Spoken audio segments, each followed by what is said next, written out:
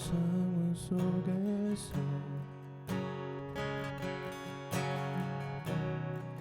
주를 찬양할지라.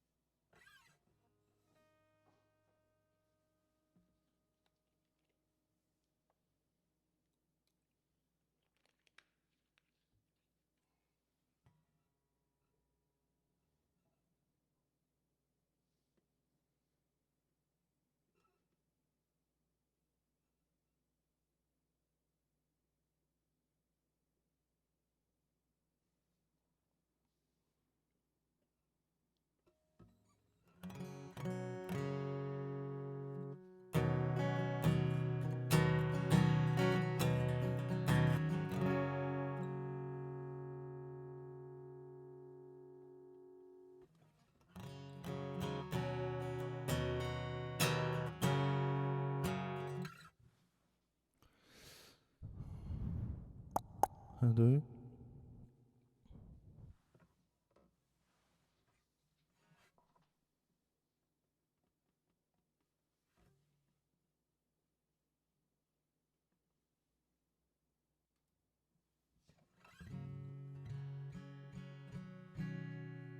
하나 둘 셋. 둘 둘 둘.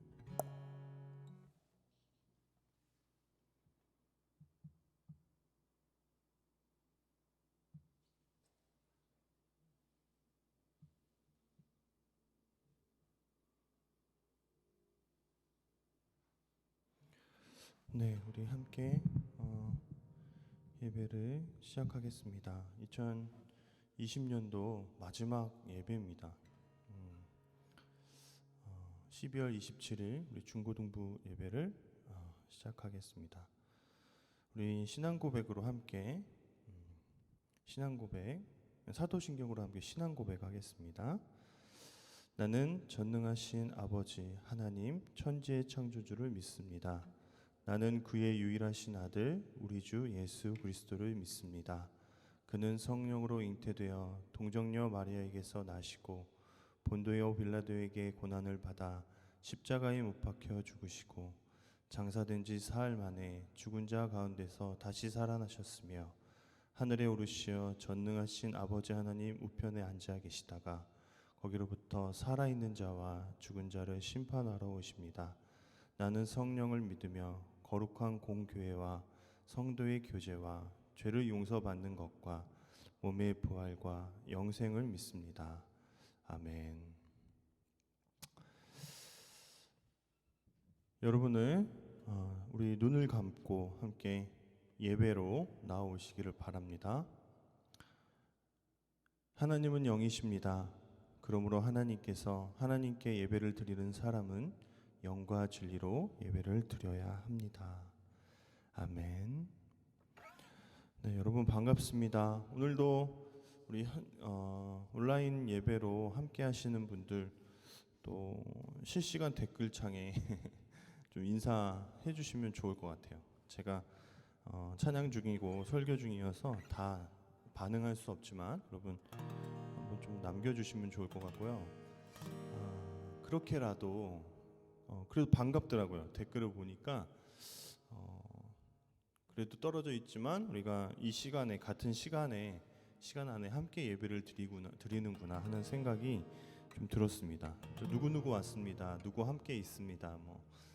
이렇게 이야기 남겨주시면 좋을 것 같아요. 여러분 우리 방구석 묵상할 때 했던 찬양들을 좀 차례대로 제가 가지고 왔습니다. 라이브 톡 할 때도 했던 찬양들이고요. 우리 여러 가지 찬양들이 있는데 그 찬양의 가사들로 우리 하나님을 예배하는 것이 너무나 합당한 줄 믿습니다. 여러분 현장에서도 가사를 보시면서 힘차게 찬양하시면 좋겠습니다. 찬양할까요? 문드라 머리 들어라입니다.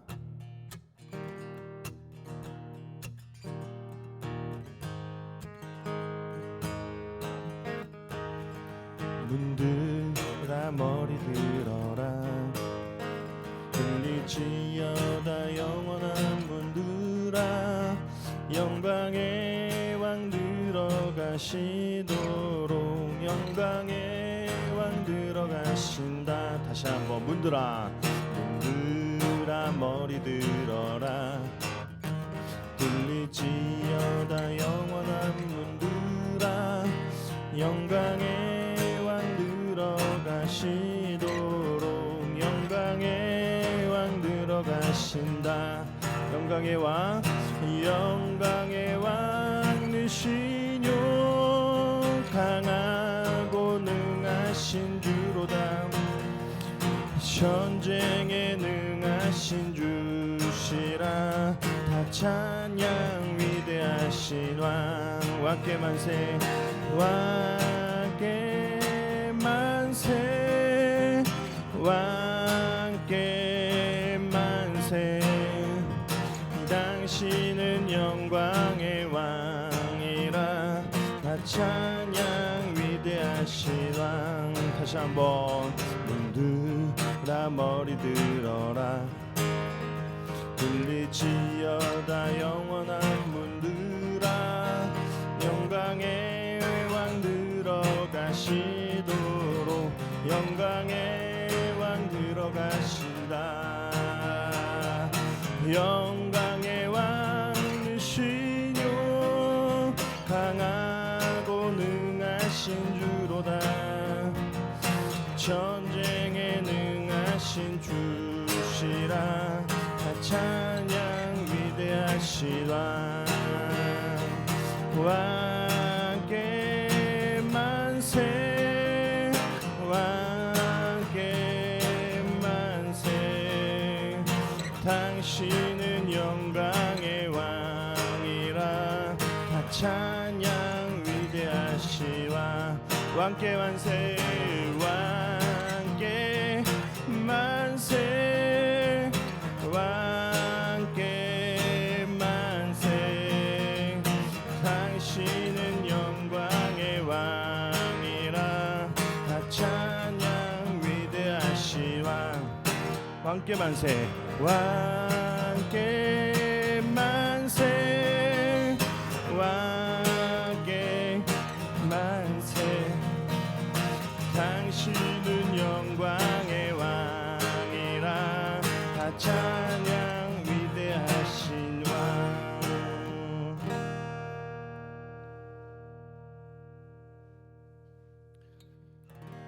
네, 혹시라도 예배상에 어려움이 있는 부분들 있으면 또 댓글로 남겨주시면 제가 조치할게요.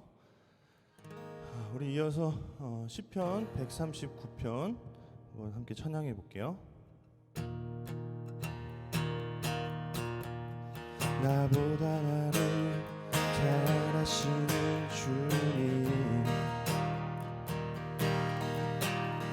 내가 주를 떠나 어디로 가겠나이까.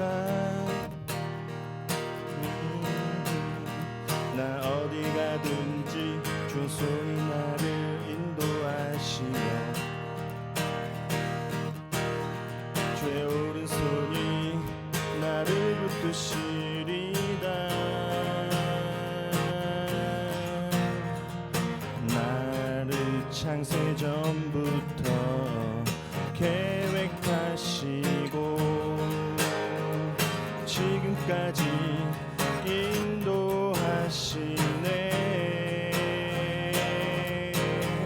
하나님이여 주의 생각이 어찌 그리 보배로우신지요.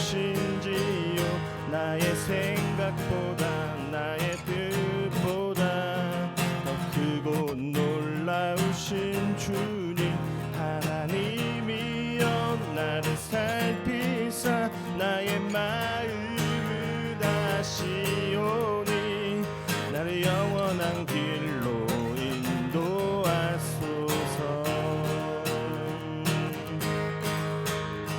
나보다 나를 잘 아시는 주님 내가 주를 떠나 어디로 가겠나이까. 나 어디 가든지 주의 손이 나를 인도하시며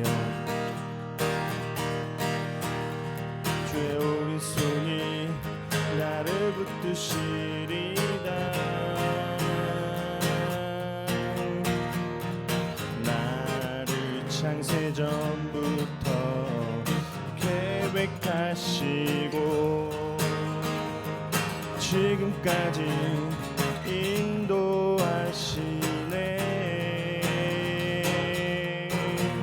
하나님이여 주의 생각이 어찌 그리 외로우신지요. 나의 생각보다 나의 뜻보다 더 크고 놀라우신 주님. 하나님이여 나를 살피사 나의 마음을 아시오니 나를 영원한 길로 인도하소서. 하나님이여 주의 생각이 어찌 그리 보배로우신지요. 나의 생각보다 나의 뜻보다 더 크고 놀라우신 주님. 하나님이여 나를 살피사 나의 마음을 아시오니 나를 영원한 길로 인도하소서.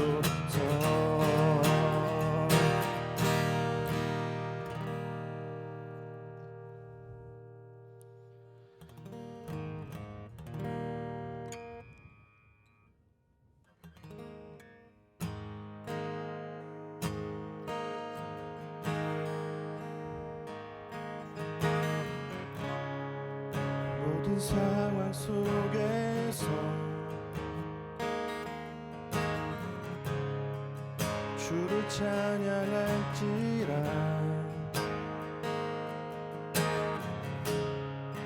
주는 너의 큰 사랑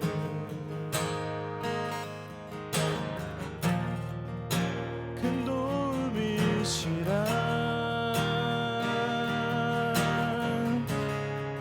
주의 얼굴 구할 때 주의 영을 부으사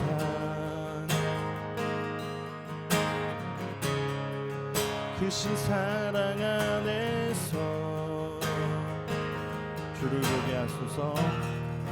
주를 보게 하소서.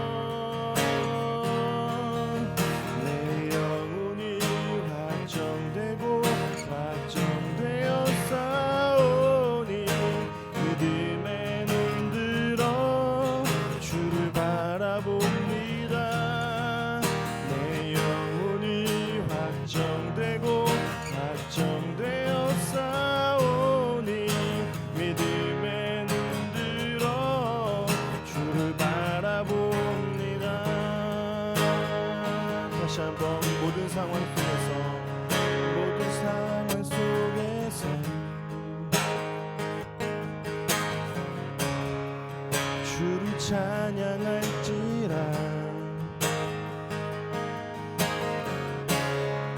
주는 너의 큰 상급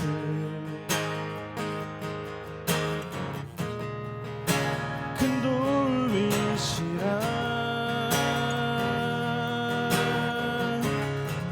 주의 얼굴 구할 때 주의 영을 부으사 크신 사랑 안에서 주를 보게 하소서.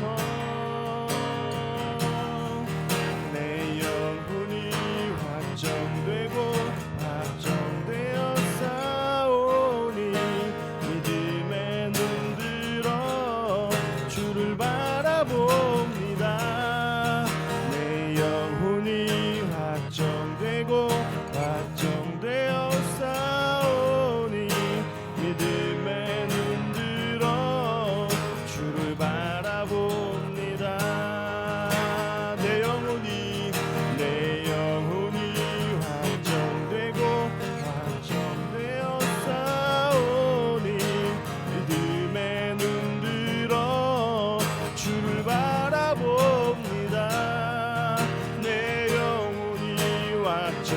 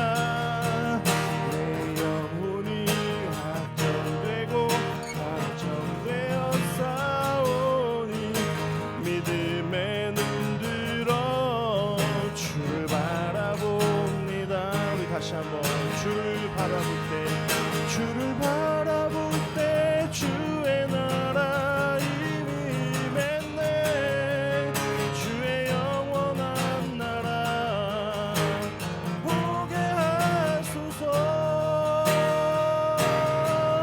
내 영혼이 확정되고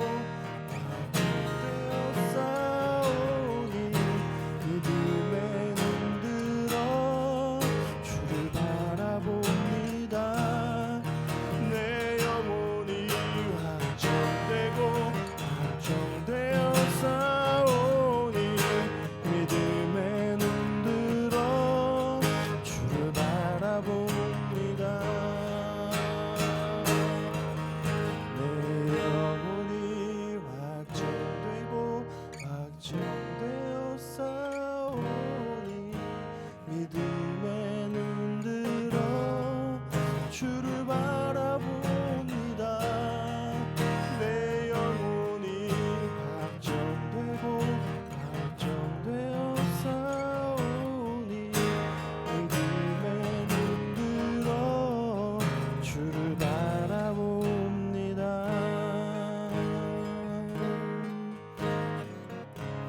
하나님 이 시간 주님의 예배로 나아올 때에 더욱더 우리의 믿음이 주님께로 확정되는 시간 될 수 있도록 인도하여 주옵소서. 오늘 말씀 예수님의 이름으로 기도합니다. 아멘.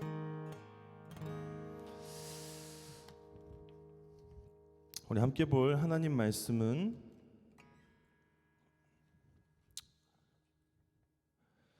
요한복음 2장 23절에서 25절까지 말씀입니다.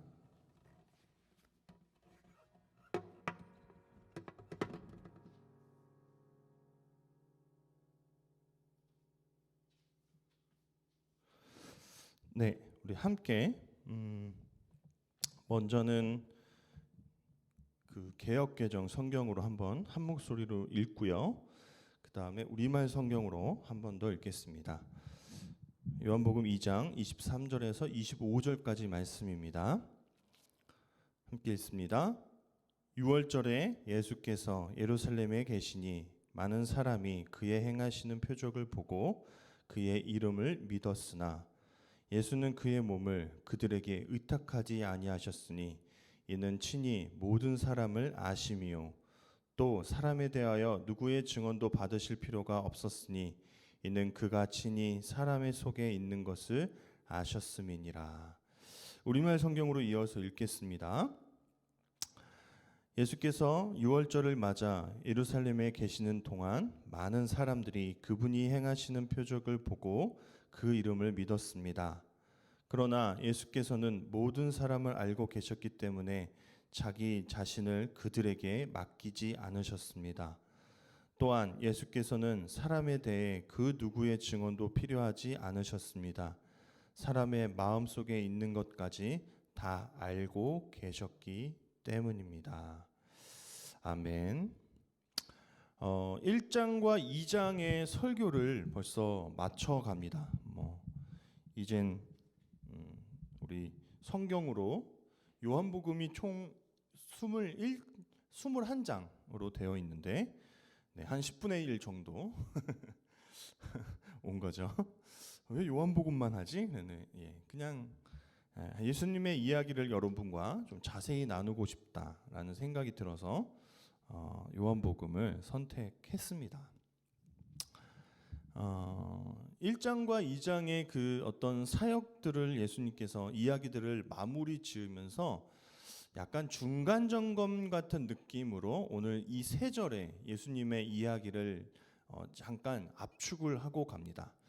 가나의 혼인잔치라는 그 잔치에서 예수님께서 그 유명한 물이 포도주로 변화하는 그런 이적을 보여주시면서 그 이후에도 그 자세하게 다 일일이 기록되어 있지는 않지만 예수님께서는 굉장히 여러 가지 일들로 많은 사람들을 고치신 모양입니다. 그리고 그 어떤 그동안에 있었던 일을 평가하는 구절이 오늘 있는 두 구절입니다. 24절과 25절입니다. 그런데 좀 알쏭달쏭하죠. 예수님께서 왜 그들에게는 의탁하지 아니하셨나? 믿었는데 예수님을 보고 예수님의 어떤 모습들을 보고 믿었는데 왜 의탁하지 않으셨다고 할까? 그리고 왜 증언이 필요 없다고 하실까? 이런 약간 아주 압축되어 있는 구절이기 때문에 아이러니한 말들이 약간 느껴집니다.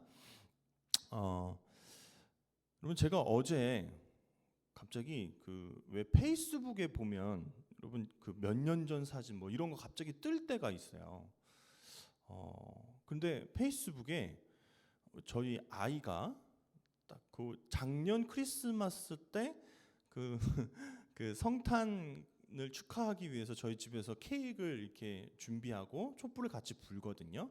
그래서 케이크 앞에서 함께 저랑 이렇게 사진 찍었던 그 사진이 딱 뜨는 거예요. 그러더니 근데 그 1년 사이에 아이가 무슨 폭풍 성장을 한 것처럼 훅 커버렸어요. 그 1년 사이에. 그래서 그게 너무 신기한 거예요. 그래서 그 사진을 이렇게 문득 보다가 이 코로나 때문에 힘들고 되게 어렵게 2020년도가 지나왔지만 그래도 저희 아이가 그렇게 컸고 또 이렇게 우리가 함께 모여서 계속 예배를 드릴 수 있고 하면서 여러 가지 저한테 막 감사한 것들이 막 생각이 나는 거예요. 그래서 제가 그동안 잊고 지냈고 잘 대화하지 못했던 분들에게 카톡을 남겼어요. 지금 있는 교회 분들에게는 그래도 소통을 하지만 전에 계셨던 교회에서 친밀했던 분들 아니면 저희 가족들 이렇게 막 보냈거든요. 저의 고모님이 6분이라고 말씀드린 적 있죠. 고모님들께 이렇게 했어요. 문자를 하면서 약간 걱정이 됐어요. 한 분씩 다 연락 주시면 어떡하지? 그런데 다 연락을 주시진 않았고 바로 어떤 한 고모님께서 딱 전화를 주셨어요. 전화를 받았죠. 그래서 너 애가 너랑 완전히 빼다 박았다 이런 이야기를 하시면서 막 예전에 너 우리 고모 집에 왔을 때 고모 집 막 냉장고 열어서 혼난 거 기억나? 기억이 안 나죠. 그런 이야기들을 하면서 막 이야기를 나누었어요. 그러던 중에 갑자기 제가 이제 목사한 거를 아시니까 고모님이 야 너희 교회도 그렇게 요즘 모이니? 그런 말씀을 하시더라고요. 그래서 야 그만 모이지 말라고 그래. 왜 그렇게 지금 코로나가 상황이 이런데 왜 그렇게 모여서 확진자를 만드냐고 막 저한테 뭐라고 하시는 거예요. 그래서 제가 그랬죠. 저희 교회는 안 모여요. 좀 상황이 좋아지면 모이지만 이렇게 저희는 잘 이렇게 온라인 예배로 드리고 있어요라고 이제 핑계 아닌 핑계를 댔죠. 그리고 제 마음 한켠에는 약간 기분이 조금은 좋지는 않았어요. 왜? 우리는 안 그러는데 그거 잘 알지도 못하시면서 화부터 내시니까 약간 좀 그런 거예요. 근데 그러면서 돌이켜 보면서 이 말씀을 볼 때 그러한 말들 우리가 들어야 되는구나 하는 생각이 들었어요. 여러분 주변에 여러분 친구들 중에도 그럴 수 있고 여러분 친척들이나 분들이 왜 교회 요즘 모여서 난리냐 이런 이야기 막 들을 수 있죠. 교회가 왜 그래? 라는 질문 앞에서 여러분 어떤 반응을 보이십니까? 듣기 싫어하실 수도 있고 아무 말이 하지 않으실 수도 있고 그냥 쑥 지나가실 수도 있어요. 아니면 같이 욕을 할 수도 있죠. 너 어떤 반응이 오를까요? 또 어떤 마음으로 그 믿지 않는 세상 사람들을 우리가 대해야 할까요? 저는 동일한 책임이 우리에게 있다고 생각합니다. 왜냐하면 우리는 예수님의 이름으로 함께 예배를 드리고 세상에서 살아가는 사람들이기 때문에 그들의 잘못이 우리의 잘못이 아니라고 이야기할 수는 없다라는 거예요. 왜요? 우리가 예수 그리스도를 머리로 하는 한 교회로 묶여져 있는 신앙 공동체이기 때문에 그래요. 그래서 어떤 교회들이 좀 잘 못하고 어떤 무리를 일으킬 때는 같이 욕하거나 비난하는 것이 아니라 우리가 대신 사과하고 그래요. 미안해요. 교회가 더 본이 돼야 되는데 그러지 못했다고 괜히 미안하다고 해야 되고 근데 제가 왜 그래야 돼요? 그럴 수 있어요. 그런데 그럴 때마다 우리 예수님을 생각했으면 좋겠습니다. 예수님은 예수님의 죄가 아닌 그 죄로 십자가에 못 박히셨거든요. 마찬가지입니다. 우리가 예수님을 닮아가는 사람들이라면 저는 그러한 것이 있어야 된다고 생각해요. 동질감, 동일의식, 그들과 우리가 하나다. 우리는 같은 예수님을 믿는 신앙 공동체다 하는 마음이 있어야 되는 줄 믿습니다. 그것이 저는 책임이라고 생각이 듭니다. 여러분, 제가 어떤 두 사진을 이렇게 보여드릴 건데, 하나는 아이가 엄마 품에 안겨 있는 그림이고, 또 하나는 좀 커서요, 어머니가 반대로 딸에게 이렇게 의지하고 있는 모습입니다. 그러면 우리가 왜 그럴 때 있잖아요. 때로는 막 우리 아이가 막 땡깡 쓰고 막 울고 막 그럴 때가 있어요. 또 어젯밤에 그랬거든요. 저 설교 마무리해야 되는데 막 왜 그러는지 잘 모르겠는 거예요. 깨갖고 뭐 이렇게 젖병을 물려도 집어 던지고 막 짜증이 났어요. 그냥 이래 깼을 때 주변에 아무도 없어서 그랬을 것 같다라고 추측만 할 뿐이에요. 어디가 아픈지. 때로는 가족이지만 너무 답답하고 그냥 마음에 안 들고 그럴 때 서로 있죠. 그런데 우리가 우리가 서로를 그래도 챙기죠. 제가 그 자녀들 많은 집을 이렇게 한번 이렇게 제 청년부, 제가 담당했던 청년부에 그런 친구들이 있었어요. 4자매예요. 근데 서로 막 싸우고 막 헐뜯고 막 야 너는 별로야 뭐 이러면서 뭐 야 너 이거 뭐 거울 봐라야 막 이러면서 막 서로 비난도 하고 막 그러다가도 제가 이렇게 누구를 이렇게 하나 지목해서 막 뭐라고 하잖아요. 그럼 막 달려들어요. 야 가재는 개편이냐? 아니 가재는 가재편이냐? 같은 가재니까요. 막 자기들끼리 형제들끼리 똥똥 뭉쳐서 막 그러더라고요. 아무리 밉고 때로는 막 이렇게 같이 있고 싶지 않아도 결국은 팔이 안으로 굽을 수 있는 이유는 왜 그럴까? 가족은 가족을 챙길 수밖에 없는 이유는 왜 그럴까? 어렸을 때는 엄마가 자녀를 품고 또 부모님들이 나이가 들어서는 어떤 모양이로든 부양을 하고 어머님 아버님을 어느 정도 책임져야 되는 이유는 무엇일까? 그것은 가족이라는 어떤 끈으로 묶여 있는 그 안에 있는 보이지 않는 책임 때문에 그렇구나 하는 생각이 제가 들었다라는 겁니다. 세상 사람들이 우리를 향해서 질타를 해올 때 우리에게는 그 책임감이 있기 때문에 예수님의 자녀로 살아내야 되는 그 책임감이 우리에게 공존하기 때문에 그 문제가 그 한국교회의 여러 교회들의 문제가 우리 문제가 아닐 수 없다라는 이야기를 하는 겁니다. 여러분, 성경에 여러 가지 기적들이 나타납니다. 절대 말이 안 될 것 같은 그런 일들이 일어나죠. 그 사건 중에 하나가 무엇이냐면 앞에 주에 했었던 구절인데 물로 포도주를 만드셨던 이적입니다. 그리고 화학식 아세요? 화학식을 보면 물은 화학식이 어떻게 되죠? H2O입니다. H 2개랑 O 하나. 그런데 포도주, 그러니까 술이죠. 술 안에 있는 에탄올의 그 화학식을 보면 뭐 C2H5OH 뭐 이래요. 그러니까 그 화학을 하는 사람들은 말이 안 되는 거예요. 야, 화학식이 이렇게 다른데 야, 없던 C랑 얘네 어디서 온 거야? H 3개 더 생기고 막 이렇게 평가할 수도 있잖아요.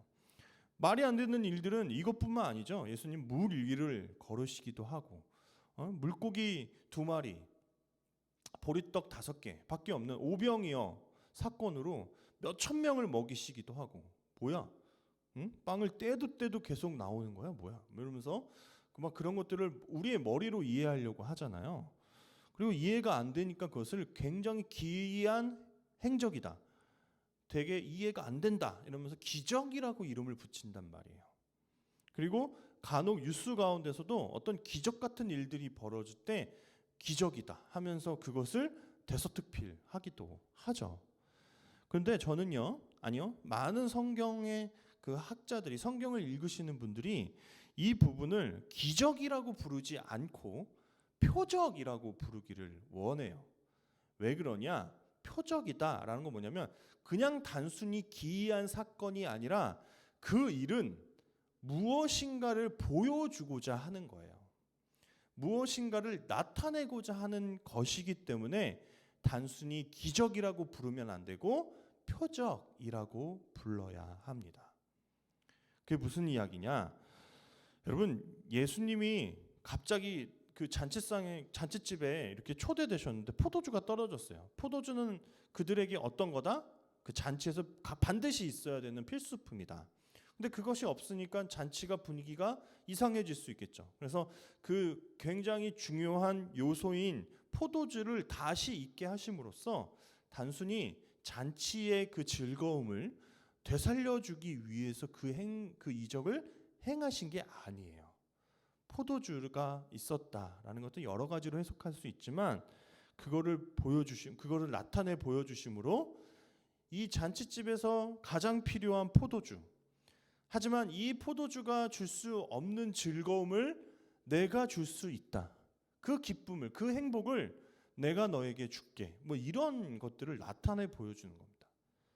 또 마찬가지로 눈먼 자가 눈을 뜨고 안진뱅이가 일어나고 귀머거리가 듣게 되고 귀신 들렸던 사람에게 귀신이 떠나가고 하는 일들은 그냥 단순한 기이한 일이 아니라 무엇이냐? 예수님이 이 땅 가운데에 하나님의 나라를 가지고 오셨다. 하나님의 나라가 오셨기 때문에 어떠하다?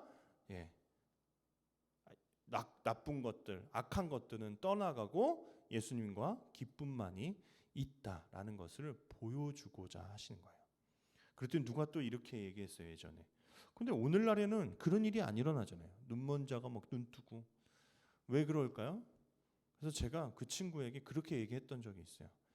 야, 너같이 그때 왜 그렇게 얘기했는지 모르겠어요. 좀 미안해요. 근데 그 친구가 잘 받아들였어요. 야, 너같이 질문 많고 너같이 맨날 형 괴롭히고 그러는 너 같은 아이를 하나님이 사랑하시는 게 기적이 아니겠니? 그것이 참된 표적이 아니겠어?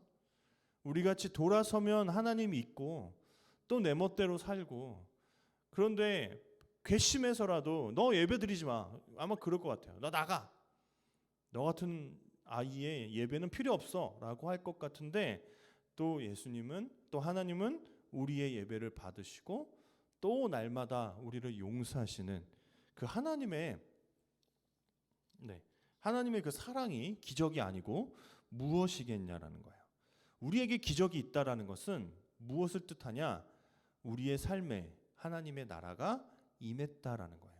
우리가 예배를 드릴 때 마음이 여전히 우울해.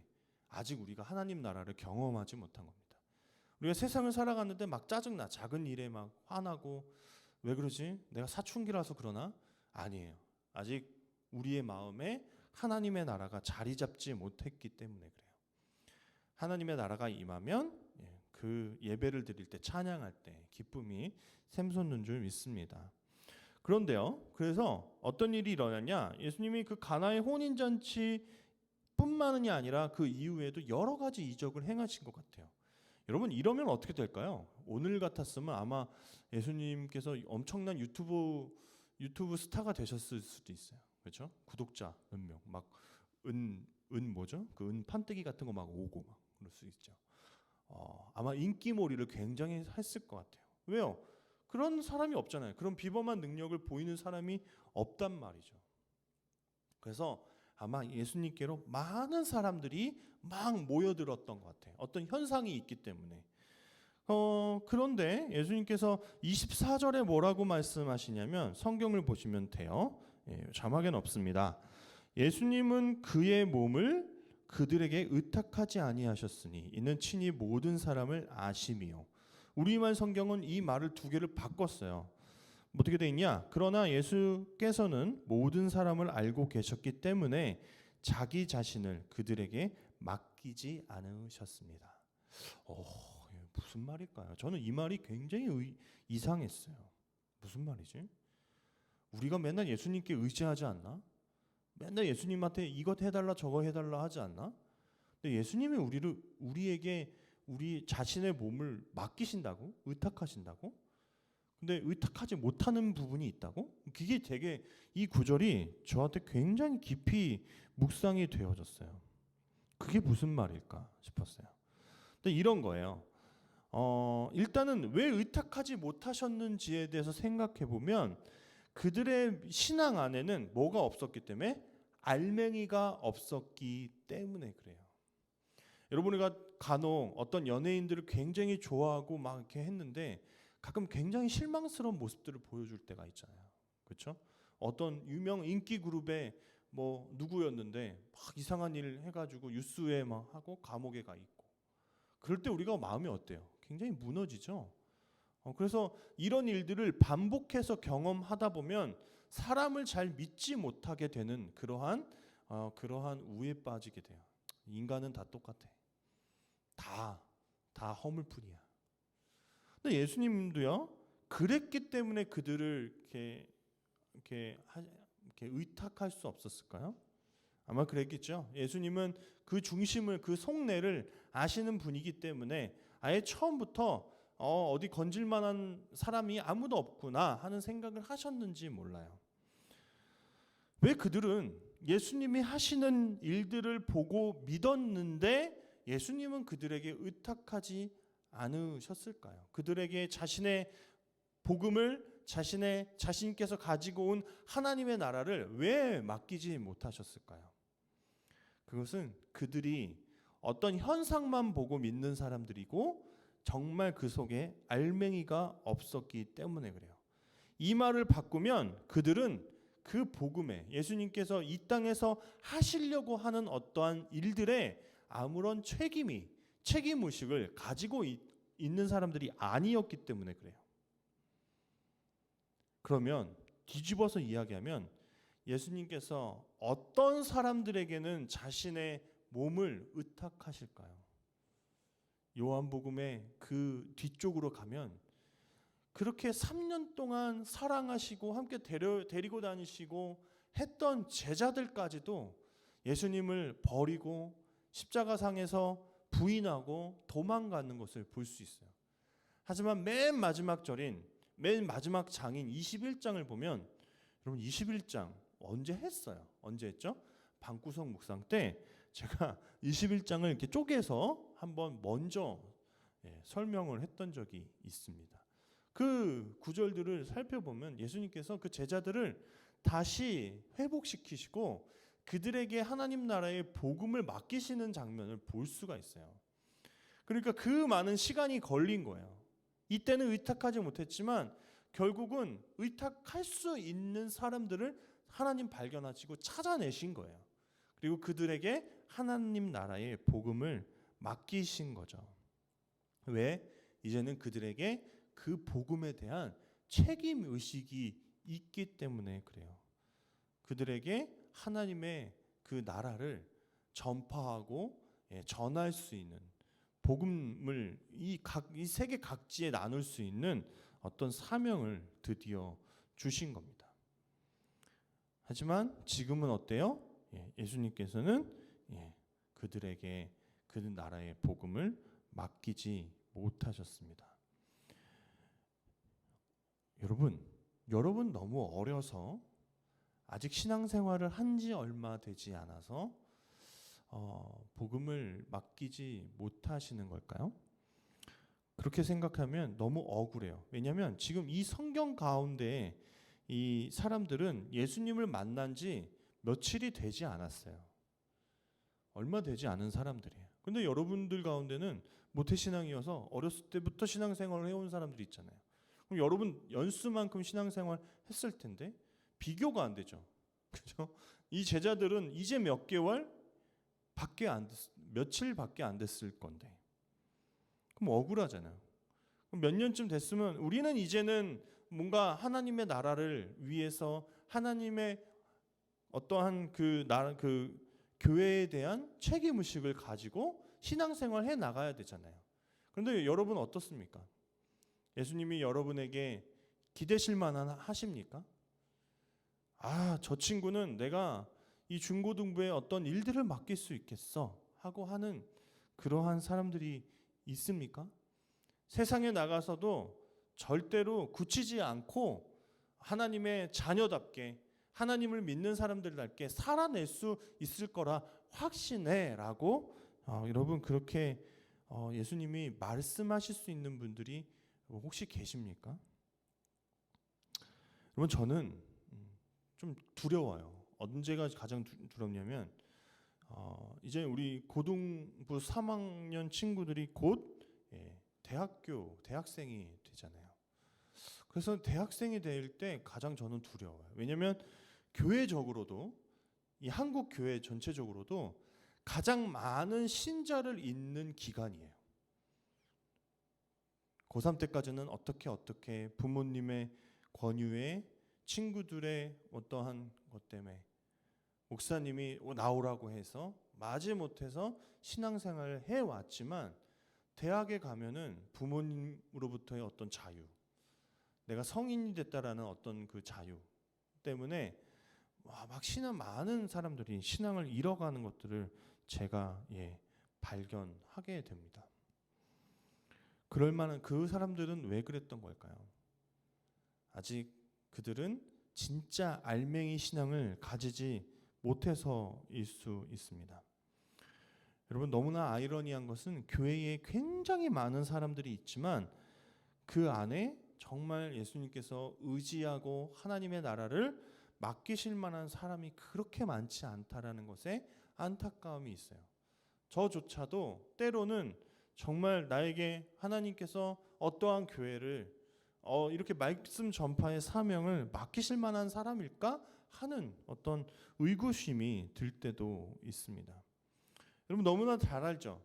예수님께서는 우리의 중심을 먼저 아시기 때문에 사실은 그들은 넘어질 수도 있고 쓰러질 수도 있고 살아가려고, 그렇게 하나님의 자녀답게 살아내려고 하다가도 또 실수할 수가 있다라는 것을 너무나 잘 알고 계세요.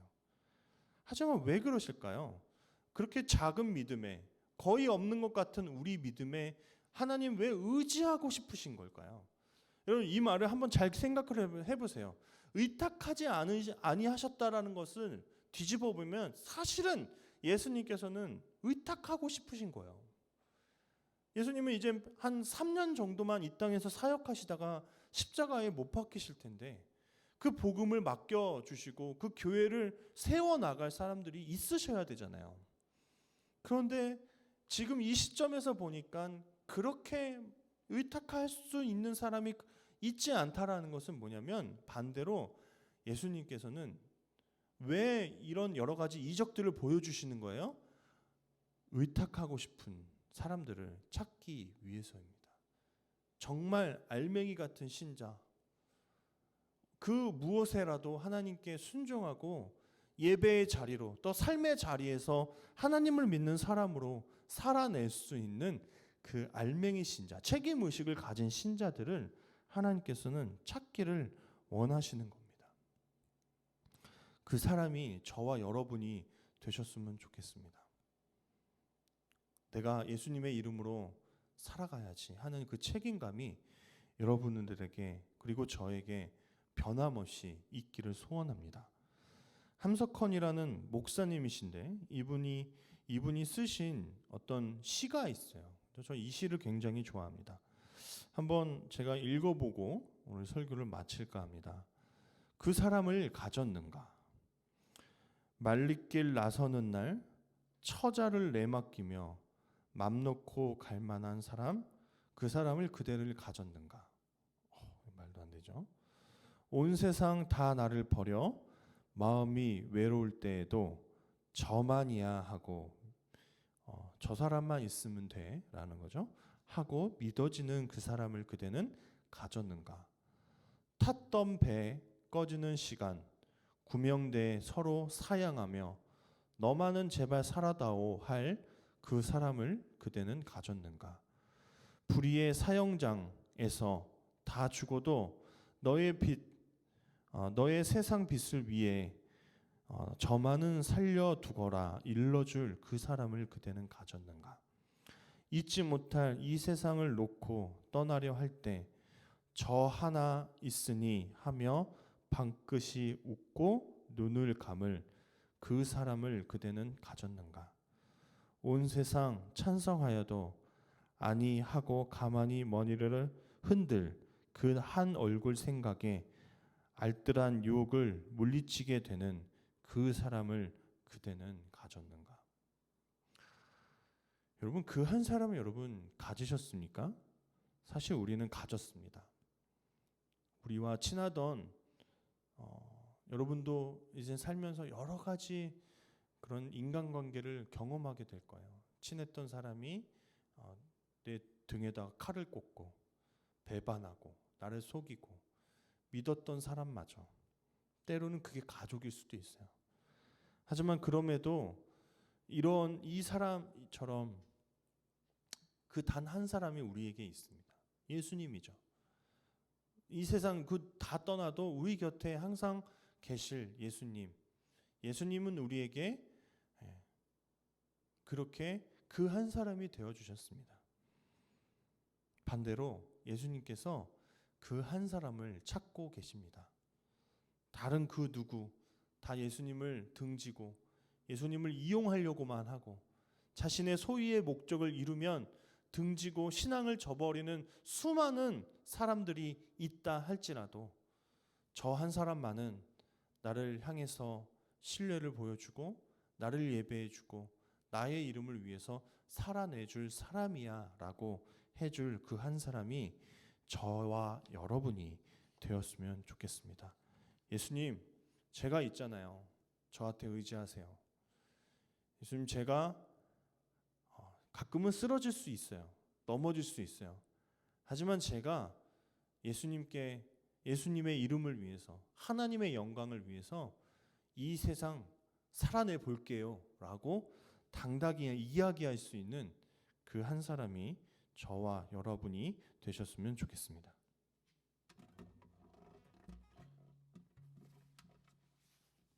우리 이 찬양 가지고 왔습니다. 우리 이 찬양 함께 나누고 함께 찬양하겠습니다.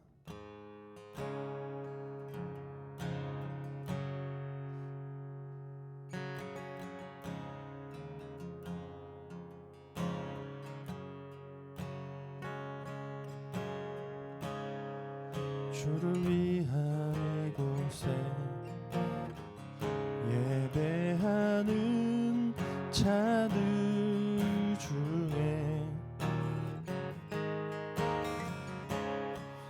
그가 찾는 이 없어 주님께서 슬퍼하시네.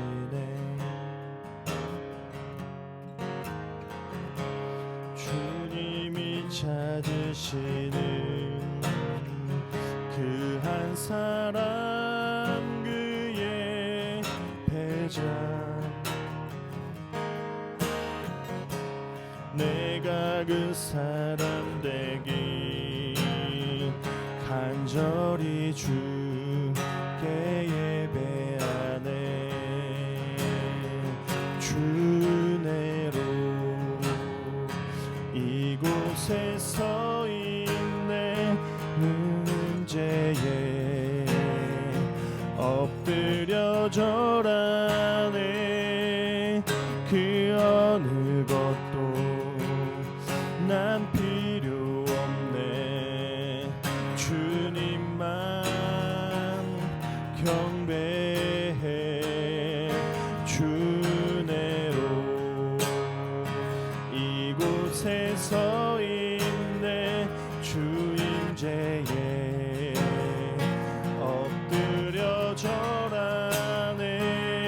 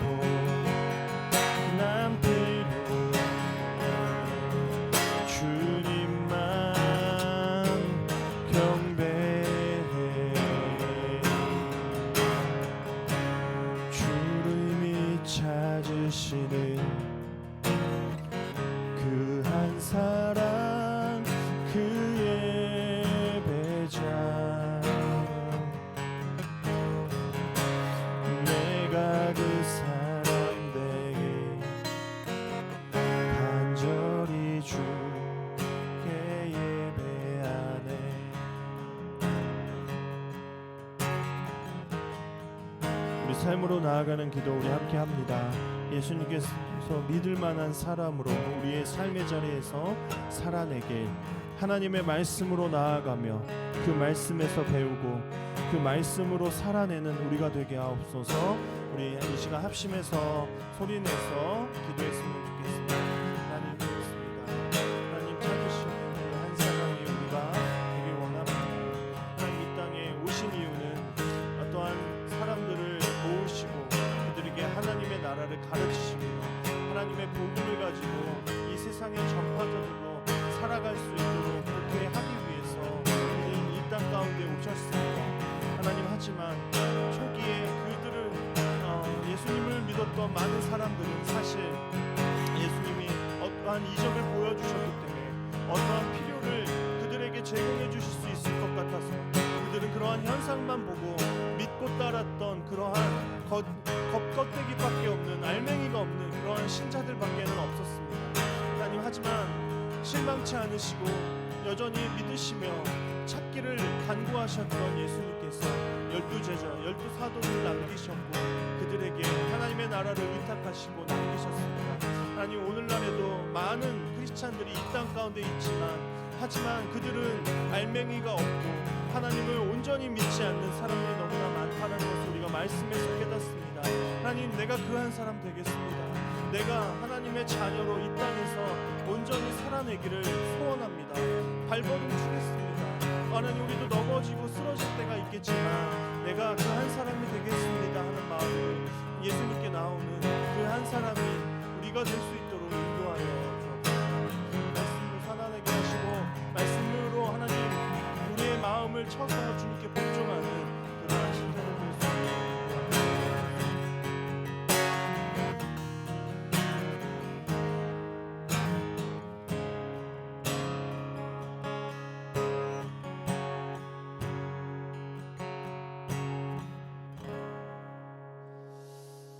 하나님 그렇습니다. 주님 이 땅 가운데 오신 이유 참된 신자 한 사람 한 사람을 찾기 위해서 이 땅 가운데 오셨음을 하나님 우리가 이 시간 배웁니다. 믿습니다. 깨닫습니다. 이 세상에 많은 사람들이 신앙을 소비하기만 합니다. 예수님 믿으면 복 받는데 무엇인가가 잘 된대 라고 이야기하면서 우리의 소원을 이루는 데에 예수님을 그러한 도구로 이용해 먹습니다. 하나님 하지만 이제는 우리가 예수님을 위해서 살아내는 그러한 신앙인들로 거듭나게 인도하여 주옵소서. 이 세상에 많은 신앙인들이 예수님을 배반하고 뒤돌고 어떤 이익이 없을 땐 철저하게 예수님을 뒤로 그렇게 제껴놓는 그러한 많은 신앙인들이 있는 가운데 하나님 나 한 사람만은 예수님을 우리의 삶의 최고의 자리에 두겠습니다. 최고의 목적으로 두겠습니다 라고 고백하는 그 한 사람 한 사람이 우리 중고등부 가운데서 많이 일어날 수 있도록 인도하여 주옵소서. 이 모든 말씀 예수님의 이름으로 기도합니다. 네, 우리 광고 드리겠습니다. 네, 주일 중고등부 예배는 계속해서 온라인과 오프라인을 병행해서 이렇게 하고 있습니다. 현장에 언제라도 또 대면 예배 원하시는 분들은 나오시면 됩니다. 저한테 문자 주셔도 되고요. 문자 안 주셔도 뭐 그냥 나오셔도 되고요. 좀 걱정이 있기는 하지만 여기가 막 엄청나게 막 그렇게 막 오염되어 있고 이런 건 아닙니다. 사실 좀 걱정이 되진 좀 이렇게 멀리 계신 분들은 상동만 가도 거길 가면 막 마치 좀비 때 우글거리듯이 우리가 약간 그렇게 코로나를 생각할 수는 있는데 우리가 방역 수칙만 잘 지키면 더 그 좋은 예배 자리에도 함께 할 수 있으니까요. 그럼 그 점을 좀 여러분 생각해 주시면 좋겠고, 하지만 지금은 좀 되게 격상되어 있기 때문에 다만 지금은 좀 조심하자라는 생각을 갖고 있습니다. 여러분 저한테 물어봐 주시고 언제라도 참여해 주셔도 됩니다. 송구영신 예배가 돌아오는 31일이죠. 오후 10시에 정교인 온라인 예배로 진행이 됩니다. 여러분 가족들과 함께 한 자리에 모여서 예배하셨으면 좋겠습니다. 그리고 3번 광고입니다. 여러분 엄청 충격적인 사실. 알고 보니까 오늘이 2020년도의 마지막 예배예요. 저조차도 생각도 못하고 있었습니다. 그래서 여러분 다음 주에 우리가 중고등부 예배로 모일 때는 우리가 한 학년씩 진급을 하게 됨을 우리가 알려드리고요. 그리고 다음 주에 사실 우리가 새로 올라오는 유초등부 친구들을 좀 맞이해야 되는데 좀 유초등부 친구들은 좀 어떻게 만날까요? 우리가 어쨌든 인사를 해야 되는데 제 핸드폰으로 줌을 해서 한번 만나볼까 하는 생각을 제가 지금 문득 들었습니다. 어쨌든 이러한 상황인데 어쨌든 그 우리 새롭게 1학년이 되는 친구들 맞이해야겠죠. 우리 하윤이가 혼자 1학년으로 굉장히 외로웠을 텐데 이제 동생들이 생기니까 동생들이랑 잘 지냈으면 좋겠네요. 그리고 진급하시는 분들 있죠. 그러니까 중3에서 고1 되는 친구들, 그리고 고등부 3학년에서 대학생이 되는 친구들 우리가 진급 선물을 준비했어야 되는데 안 했습니다. 죄송합니다.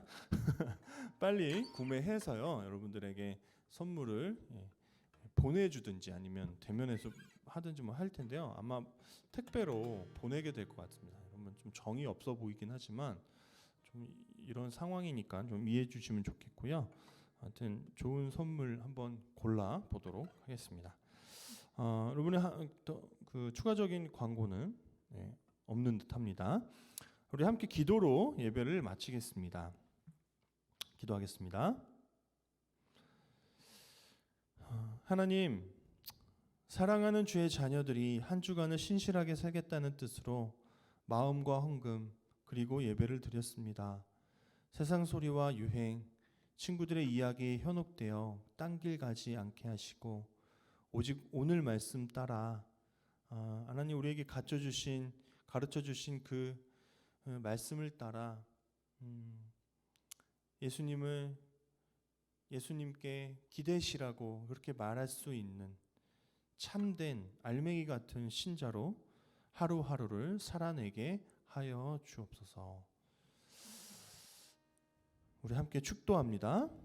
주님께서 우리에게 복을 주시고 우리를 지켜주시며 주님께서 우리를 밝은 얼굴로 대하시고 우리에게 은혜를 베푸시며 주님께서 우리를 고이 보시어서 우리에게 평화 주시기를 빕니다.